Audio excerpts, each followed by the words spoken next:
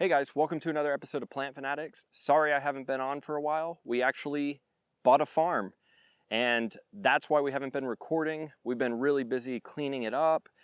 We've been re-fencing the property and we have a lot of plans for this property, so we've really been working on those as well. But as of right now, we have about 50 different varieties of fig trees planted here because as many of you guys know, we own a company called the American Fig Company where we sell fig cuttings, fig trees, and it's pretty much all things figs.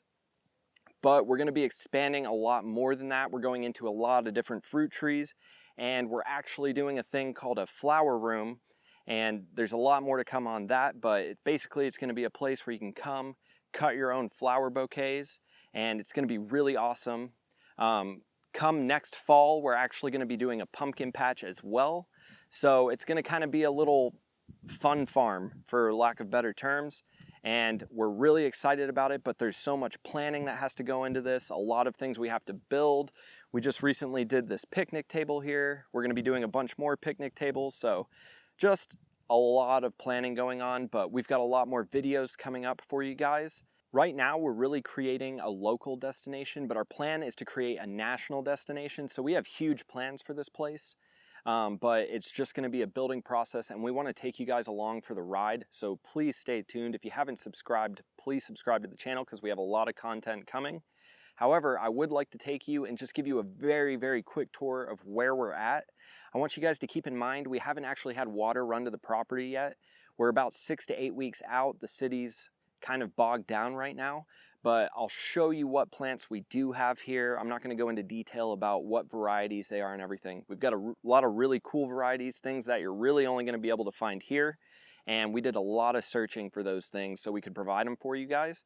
But let me show you a little bit of what's going on. So here we are in our fig rows. You guys can see that these figs are pretty closely planted together. That's because we have no intentions of letting these things go into trees. Here in zone 7, they typically don't grow into trees anyway, but we're actually growing these for cuttings and for future plants, rooted plants that we're going to sell. So we don't intend on letting these things grow big. They're going to grow more like bushes. But we've got about 6 feet in both directions in between these fig trees. And like I said, we've got about 50 different varieties right now, and we plan on extending that massively. We do have a lot more varieties like this at our other properties. We have 2 other properties, but this is our newest farm. If I hadn't told you guys already, it's only about 1.5 acres, but you'd be surprised what you can do with that much land.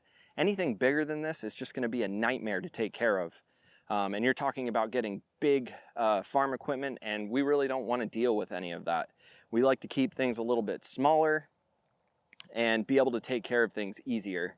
And right behind me here, we have a couple of different types of fruit trees. I told you guys we were moving into other more rare varieties of fruits. We've got a few different varieties of mulberries here.